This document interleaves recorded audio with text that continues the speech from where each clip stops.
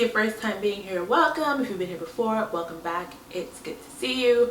My name is Zipporah and this is my channel. This is Zipporah. So today I thought I would talk about a topic that I've been getting questions on, and so I thought I would answer them, give the best tips and advice that I can give as we are in this hair journey, straight natural hair journey, or you are considering it or thinking about it.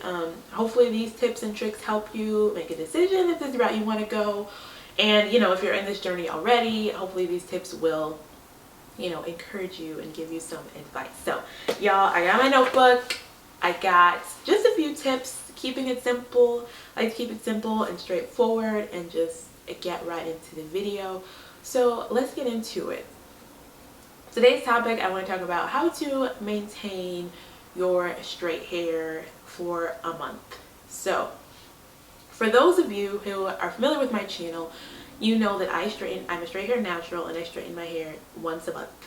And I'm very strict about that rule. I do not put heat in my hair other than that one time. Once a month. That is it. That's all we getting. That's it. So with that being said, I wanted to share some tips that I have learned along the way that have helped me. And yes, I know right now my hair is not necessarily straight. I mean, it's curly straight, I guess you could say. I still consider it straight because my strands still are straight, if that makes sense. So the reason why I became a straight hair natural is to help my hair grow. And when my hair is more in the straighter state, the oils are able to come down and I'm able to keep my hair moisturized longer, and it just overall helps my hair to grow. So in this state, my hair is still in that straight hair. Okay, so first I want to say that my hair is so I have micro links in my hair. So my natural hair is here, but with some micro links.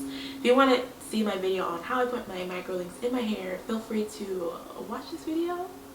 Put it up here on how I put these micro links in my hair. So this is my hair right here. You can see it in the front. This is my hair in its curly state. As you can see, it's still straight but curled a little bit, wavy. So yeah, so this is my natural hair, and then I've just combined it with the micro links. And this is just another trick that I or a technique that I utilize to just maintain my natural hair and create styles that I love. But anyways, I wanted to give that disclaimer. This is not all my real hair. I do have micro links in my hair, and I have a video on that if you want to learn how to do that. So tip number 1, this is very important. This is very important. Actually, all these tips are very important and I hope helpful to you.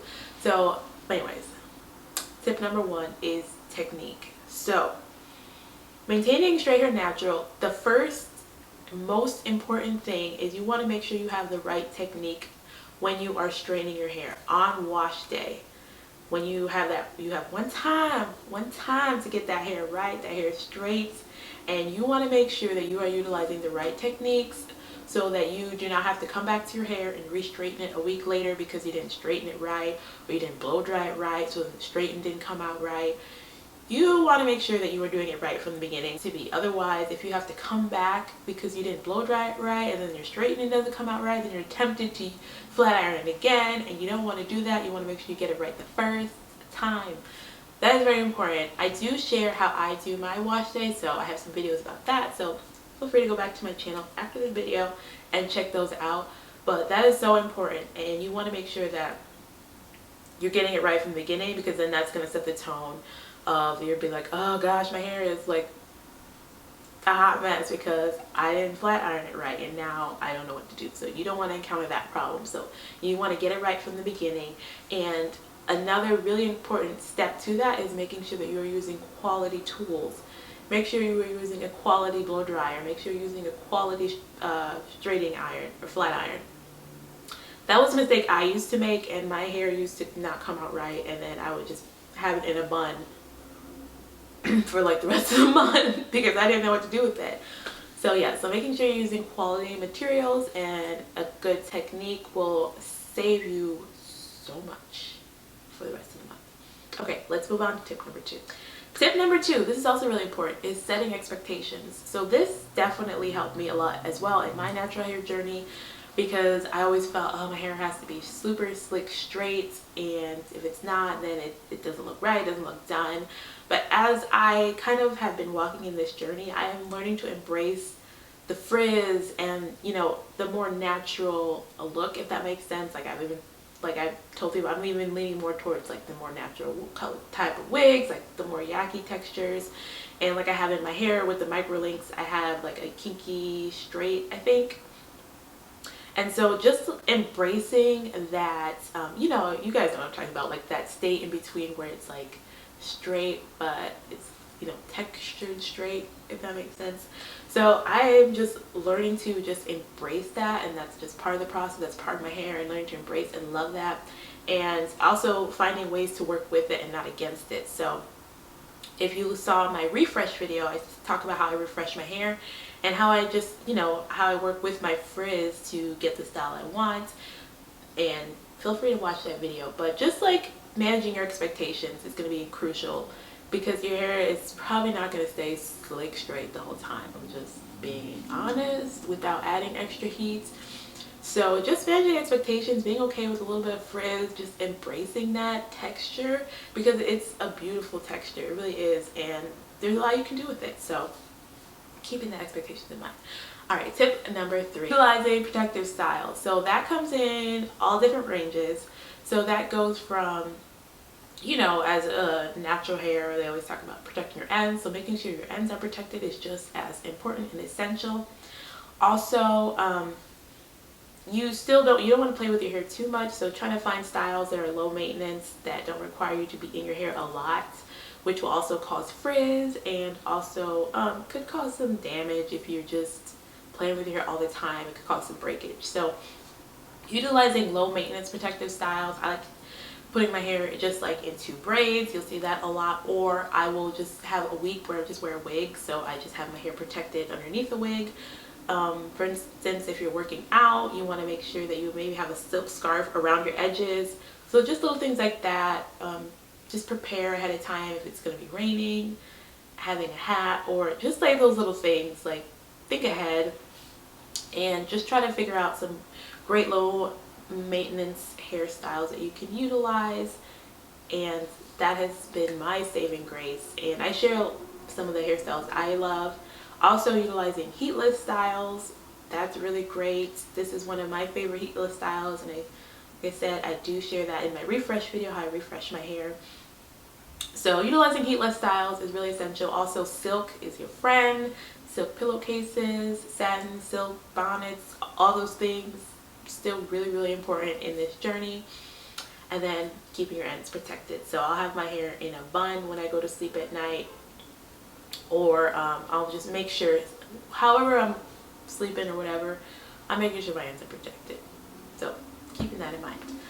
All right, and the last but important tip is buildup. So tip number 4, we're talking about preventing buildup. So this is really essential when it comes to especially trying to maintain your natural hair as much as possible, and that is preventing buildup. So I mention this a lot. I don't like to use a lot of products in my hair, and you really shouldn't need to have a lot of products in your hair, especially when your hair is in the straightened state, because it usually stays moisturized longer. But when you do use products, make sure you're using the most lightweight of products. I use very lightweight oils, and I don't use them every day. You don't want to use them every day. I use very lightweight moisturizers. I just make sure I'm using lightweight products so I'm not getting buildup in my hair and getting dandruff in my hair, so I can maintain my hair longer, and then so that my hair is just not getting dirty as fast, and it's also not weighing my hair down to where it's lifeless. So making sure that you are using products that are really, really light, and I wouldn't use them every day unless you really, really feel like your hair needs it. I would keep my products down to a minimum and keep them as lightweight as possible. And I can share some of the products I use. I'll put them in the description box. I'll put in my oil that I use a dry oil, and then I use my moisturizer. I don't use the moisturizer very often. I'll use it, oh gosh, I'll use it maybe once every 2 weeks. Like, I don't know, I don't use it a lot. I only use it when I really feel like I need it, or if I'm about to do a style where I just making sure I want to lock in that moisture. But I don't use it very often. But I'll link the moisture that I use as well. And then I use my a light oil spray sheen if I want to add some shine to my hair. And then, like I said, I try not to use that very often. So keeping your products down to a minimum is going to save you. It's going to save your hair. It's going to help prevent that buildup. And yeah, hopefully that helps. A little bonus tip is just having some having your go-to styles that will really help you in this journey, and it will help you feel like you are, you know, maintaining something, maintaining a style, maintaining a look, and just being okay. Like I said, it's really essential that you're just being okay with just a little bit of frizz, being okay with the straight hair when it's, you know, not sleek straight. Like, once I started embracing that, I feel like the journey was a lot easier, and I was less tempted to put heat in my hair. And I started finding different ways I can work with my hair, and that has just been my saving grace in all this. So anyways, you guys, let me know what tips you guys have for maintaining your straight hair for a month. If you utilize that, let me know what tips you have, what some things you've utilized. Feel free to share them down in the comments, because I am always willing to learn, and heck, share them with everybody else. So let's all learn together in this journey. So hopefully, if you are in this journey, this was encouraging for you. And if you were thinking about this journey, hopefully this was helpful and gave you some tips and tricks in this journey. If you have any questions for me, feel free to comment down below. If you like this type of content, make sure to like, comment, and subscribe. Until next time, I will see you guys later. Bye.